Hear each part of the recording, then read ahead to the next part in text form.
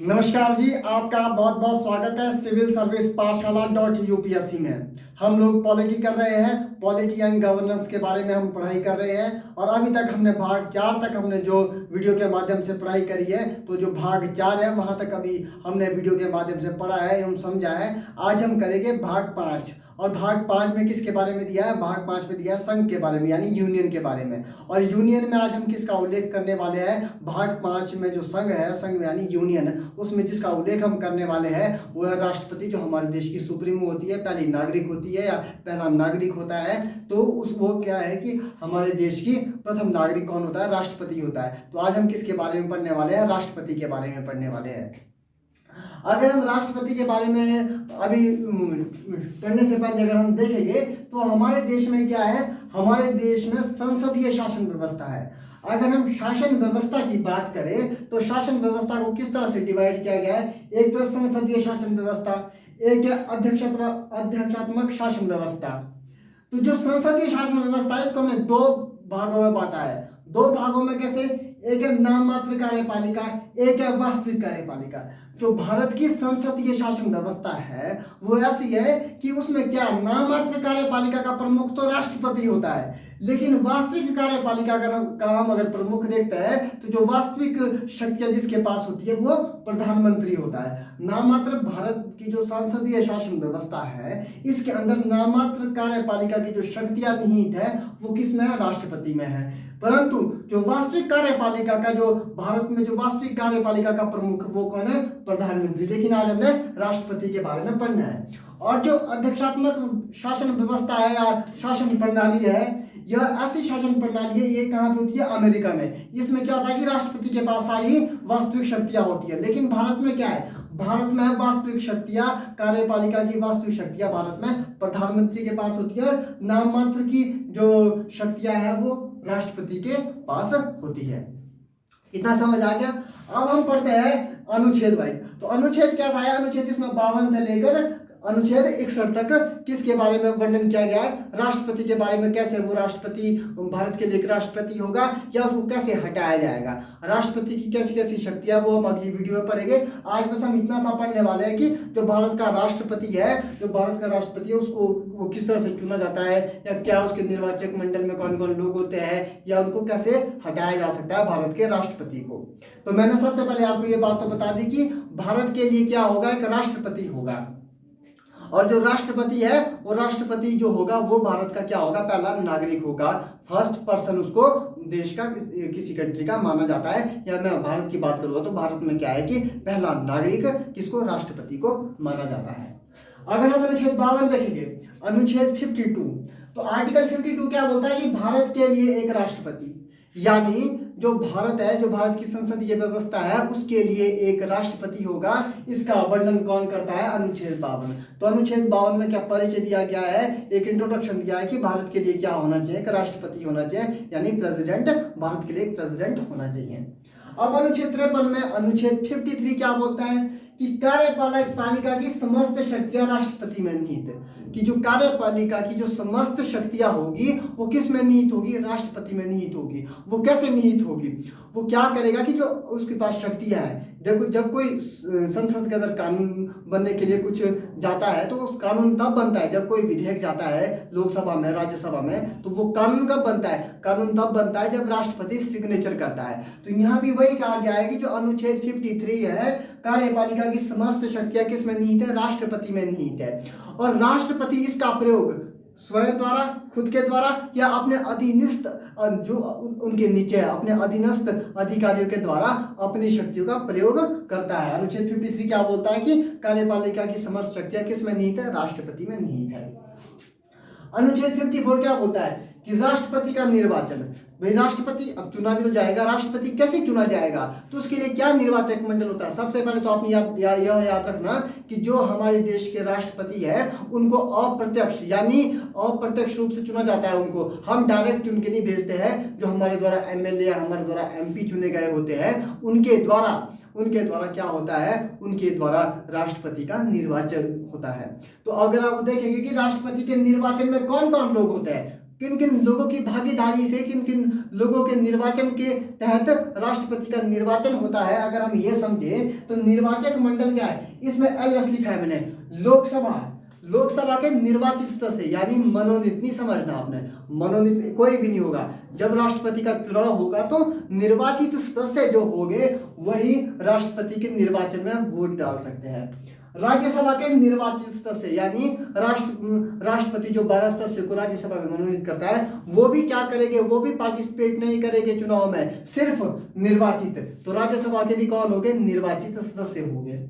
विधानसभा के निर्वाचित सदस्य हो गए। मैं विधान परिषद क्यों नहीं बोल रहा, सिर्फ विधानसभा ही क्यों बोल रहा हूँ, क्योंकि विधान परिषद जो है वो हमारे देश में लगभग 6 स्टेटों में है और ये जनसंख्या के हिसाब से क्राइटेरिया होता है, उसके आधार पे किसी प्रदेश के अंदर क्या होती है, विधान परिषद होती है। लेकिन यहाँ पे विधान परिषद पूरे देश में नहीं है, तो क्या होगा, ताकि राज्यों का भी समान अनुपात किसके निर्वाचन में हो, राष्ट्रपति के निर्वाचन में हो। इसीलिए क्या होता है कि जहां जहां विधान परिषद है तो विधान परिषद काहे में राष्ट्रपति के निर्वाचन में क्या करती है, भागीदारी नहीं करती है, सहयोग नहीं करती है या वोट नहीं डालती है।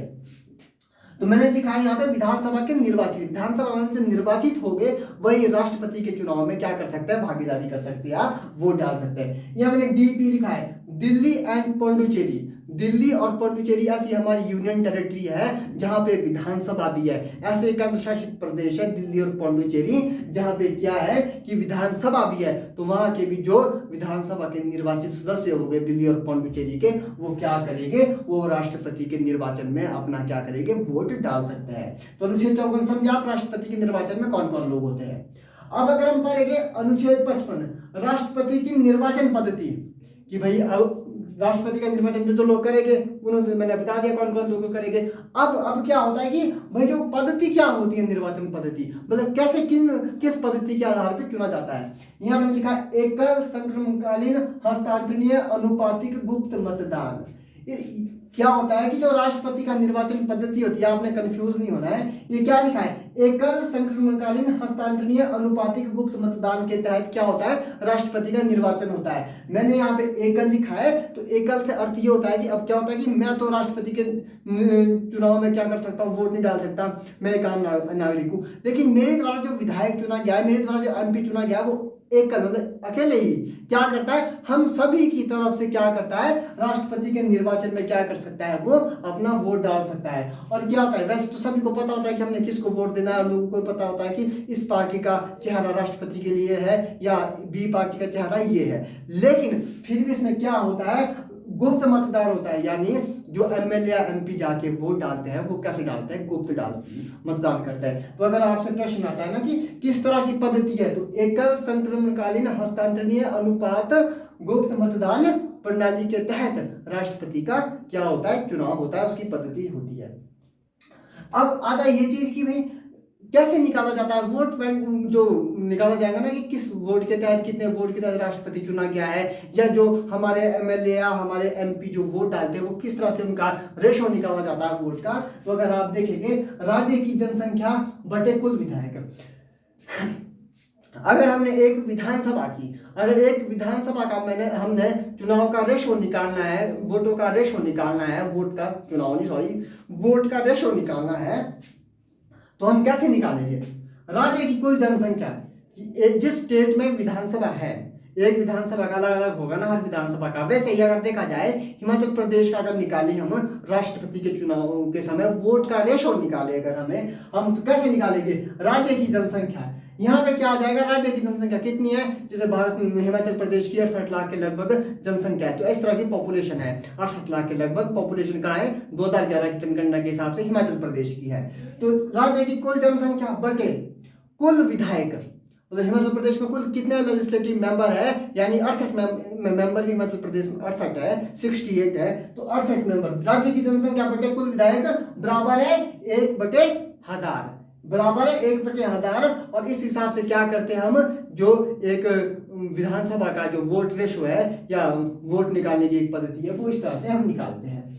अब सेंटर में कैसे निकालते, केंद्र में कैसे निकाला जाता है, तो कुल विधायक का मत मूल्य, पूरे देश की जितनी भी विधानसभा है उनके जो विधायक है, एक विधानसभा में विधायक होता है, उन विधायकों का मत मूल्य बटा मतलब बटा संसद की निर्वाचित सदस्य, मतलब संसद के अंदर लोकसभा भी आएगा, राष्ट्रपति सॉरी लोकसभा भी आएगा, राज्यसभा भी आएगा, उसके अंदर निर्वाचित सदस्य बराबर है 1/1000, बराबर है 1/1000। इस तरह से हम राष्ट्रपति के चुनाव के समय वोट का रेशियो निकालते हैं एक राज्य के अंदर और केंद्र के अंदर।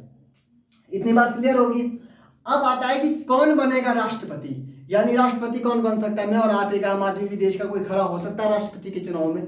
बिल्कुल भी नहीं। इसमें आपने क्या चीज समझनी है, मैंने लिखा ना कौन बनेगा राष्ट्रपति, यानी किसी दल, ए दल बी दल, जो दल क्या करेगा 50 किसी व्यक्ति को चिन्हित करके उसके लिए अपनी पार्टी के, अपने राजनीतिक दल के 50 अनुमोदक, चाहे वो लोकसभा से हो चाहे राज्यसभा से हो, और 50 प्रस्तावक, वो भी चाहे लोकसभा से हो, राज्यसभा से हो, विधानसभा से हो। तो क्या होगा कि 50 प्रस्तावक और 50 अनुमोदक, यानी राष्ट्रपति के निर्वाचन के समय में अगर जैसे हमने द्रौपदी मुर्मू जी अभी खड़ी थी या यशवंत सिन्हा जी भी खड़े थे, तो दोनों पार्टियों ने क्या किया था, ए और बी पार्टियों ने, कि जो बीजेपी है उन्होंने द्रौपदी मुर्मू जी को, एनडीए जिनको बोलते हैं, यूपीए देखिए जिसमें सबसे बड़ी पार्टी कांग्रेस है, तो उन लोगों ने क्या किया था कि यशवंत सिन्हा को खड़ा किया था, और एनडीए ने किसको खड़ा किया था, द्रौपदी मुर्मू जी को खड़ा किया था, जो हमारी देश की राष्ट्रपति भी है अभी वर्तमान में।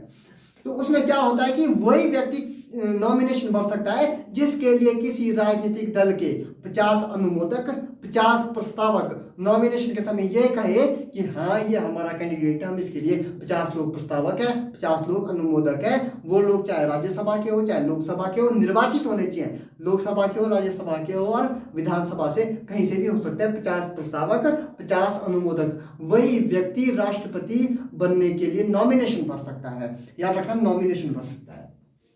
इतना क्लियर हो गया। अनुच्छेद 56 अब चुन तो दिया, अब आएगी कार्यकाल क्या होगा। देखो मैं सीक्वेंस वाइज बता रहा हूं आपको। 55 में क्या पढ़ा हमने कि पद्धति क्या होगी, कौन राष्ट्रपति बनेगा। जब राष्ट्रपति बन गए तो उसके बाद क्या होगा, कार्यकाल भी तो होगा। अब कार्यकाल की देखेंगे तो कार्यकाल क्या होगा, 5 वर्ष का कार्यकाल होगा। राष्ट्रपति का कार्यकाल कितने वर्ष का होगा, 5 वर्ष का। अगर प्रश्न आता है कहीं क्लर्क एग्जाम में आता है, कहीं छोटे एग्जाम में प्रश्न बनता है कि राष्ट्रपति का जो जब राष्ट्रपति बनती है तो कितने वर्ष के लिए चुनी जाती है, तो कितने वर्ष के लिए, 5 वर्ष के लिए चुनी जाती है। अब ऐसे में क्या होगा, अगर राष्ट्रपति की मृत्यु हो जाए, अगर वो इस्तीफा दे दे या महाभियोग लगता है उनके ऊपर, उनको हटा दिया जाता है राष्ट्रपति को, तो ऐसी स्थिति में चुनाव आयोग क्या करेगा, दोबारा से राष्ट्रपति के चुनाव करवाएगा। और जो दोबारा राष्ट्रपति के चुनाव होंगे वो उतने समय के लिए नहीं होंगे जितने समय के लिए पिछले राष्ट्रपति का कार्यकाल बचा है, बल्कि पूरे 5 वर्ष के लिए क्या होगा, पूरे 5 वर्ष के लिए उन राष्ट्रपति का क्या होगा, चुनाव होगा, निर्वाचन होगा। इतना क्लियर। अब आते हैं अनुच्छेद 57। अनुच्छेद 57 क्या होता है, कितनी बार राष्ट्रपति बनेगा।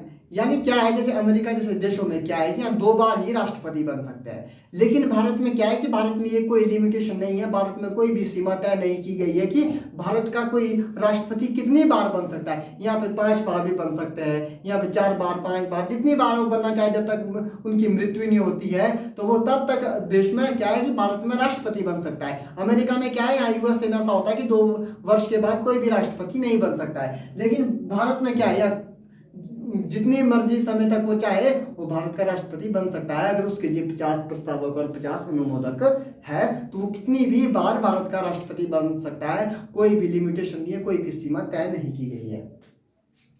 अब आता है अनुच्छेद 58। अनुच्छेद 58 क्या होता है, योग्यता। अब जो भारत का राष्ट्रपति होगा उसके लिए कोई ना कोई क्वालिफिकेशन भी होगी, कोई ना कोई योग्यता भी उसके लिए रखी होगी।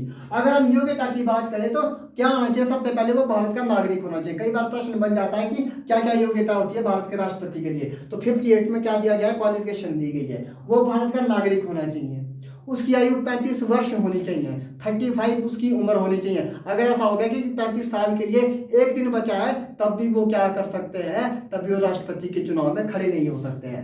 लाभकारी पद पर नहीं होना चाहिए। लाभकारी पद से क्या है, बस तो राष्ट्रपति, उपराष्ट्रपति और अपने मंत्री परिषद और अपने संसद वगैरह को क्या रखा गया है, लाभकारी पद से बाहर रखा गया है। लेकिन अगर लाभकारी पद की जहां बात आती है, लाभकारी पद से मतलब होता है कि भारत की संचित निधि, भारत की हो चाहे राज्य की संचित निधि हो, भारत की जो संचित निधि है वहां से पैसे का जो पैसा आ रहा है उसका यूज करने वाला व्यक्ति नहीं हो सकता, होना चाहिए वो। यानी अगर मैं राष्ट्रपति के चुनाव के लिए खड़ा हो रहा हूं तो मैं लाभकारी पद पे नहीं होना चाहिए। मेरा कोई एनजीओ है वो प्राइवेट है, उसके लिए मैं वो कोई लाभकारी पद नहीं है। लेकिन अगर जो भारत की संचित निधि है या राज्य की संचित निधि है वहां से मेरे यूज के लिए पैसा आ रहा है तो इसका मतलब है कि मैं लाभकारी पद पे हूं। तो लाभकारी पद का मतलब ये होता है कि जो भारत की संचित निधि है या राज्य की संचित निधि है वहां से उस व्यक्ति को क्या होना चाहिए, फाइनेंशियली वहां से उसको वो यूज नहीं होना चाहिए कि उन पैसों का वो प्रयोग करता हो, तब वो लाभकारी पद में आएगा।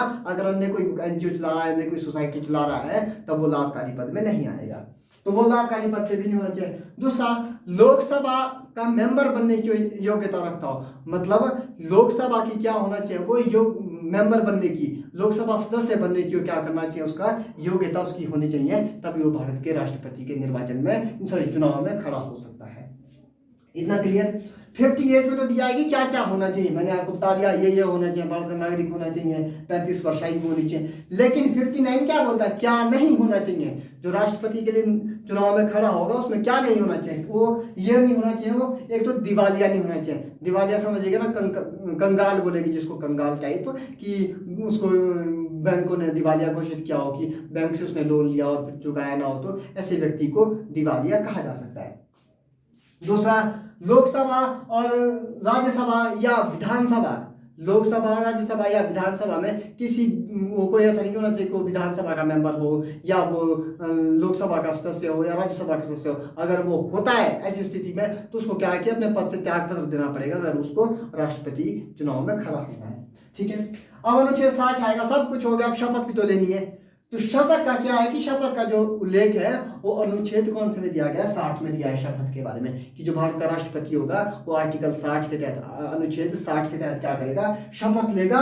और शपथ, और 1977 के बाद क्या होता है, 1977 के बाद क्या होता है कि 25 जुलाई को ही भारत का राष्ट्रपति शपथ लेता है। हर बार यही होगा कि 25 जुलाई को भारत का राष्ट्रपति शपथ लेगा, 25 जुलाई को। याद रखना, कई बार प्रश्न बन जाता है कि 1970 के बाद राष्ट्रपति कितनी तारीख को शपथ लेता है, और 1970 के बाद ये लगातार अभी तक चल रहा है कि अपना 25 जुलाई को भारत का राष्ट्रपति शपथ लेता है। अनुच्छेद 61 के बारे में करते हैं जब महाभियोग, महाभियोग होता है यानी हटाना। आर्टिकल 61 क्या बोलता है कि अगर राष्ट्रपति को उनके पद से हटाना हो तो किसके तहत हटाया जा सकता है, महाभियोग के तहत हटाया जा सकता है। महाभियोग किसी भी सदन में लगाया जा सकता है, वो चाहे लोकसभा लगाए चाहे राज्यसभा लगाए, किसी भी सदन में लगाया जा सकता है। और जिस सदन में पहले लगाया जाएगा महाभियोग राष्ट्रपति के ऊपर, उसमें क्या होगा कि उसमें ये होना चाहिए कि 1/4 मेंबर क्या करे, उसका समर्थन करे। और राष्ट्रपति पर जब महाभियोग लगाया जाता है तो क्या होता है कि अगर जिस भी सदन में लगाया जाता है उस सदन के सभापति या उस सदन के अध्यक्ष को 14 दिन पहले, यानी 14 दिन पहले क्या करना पड़ता है, राष्ट्रपति को सूचना देनी होती है कि आप पर महाभियोग लगाया जा रहा है। और मैंने आपको कहा कि महाभियोग लोकसभा में भी लगाया जा सकता है, राष्ट्रपति में भी राज्यसभा में भी पहले लगाया जा सकता है। और जिस सदन में पहले लगाया जाएगा उस सदन में उसके कुल संख्या के, कुल मेंबर के 1/4 1/4 सदस्य उसका क्या करे, मेंबर क्या करे, समर्थन करे जब महाभियोग राष्ट्रपति पे लगाया जाएगा। महाभियोग हमने पूरा आज पढ़ा हमने राष्ट्रपति के बारे में। तो राष्ट्रपति के बारे में हमने क्या पढ़ा कि अनुच्छेद 52 क्या बोलता है कि राष्ट्रपति होना चाहिए, अनुच्छेद 61 क्या बोलता है कि महाभियोग द्वारा हटाया जा सकता है। तो हमने बनने से लेकर हटने तक का पूरा प्रोसेस राष्ट्रपति का पढ़ा है। अगर इसमें से कोई प्रश्न आता तो आपका कोई भी प्रश्न नहीं छूटेगा। और राष्ट्रपति की शक्तियां क्या है, किस तरह की शक्तियां होती है, ये मैं आपको कल करवाने वाला हूँ, अगली वीडियो में करवाने वाला हूँ। आज के लिए इतना ही, आपका बहुत बहुत धन्यवाद, थैंक यू।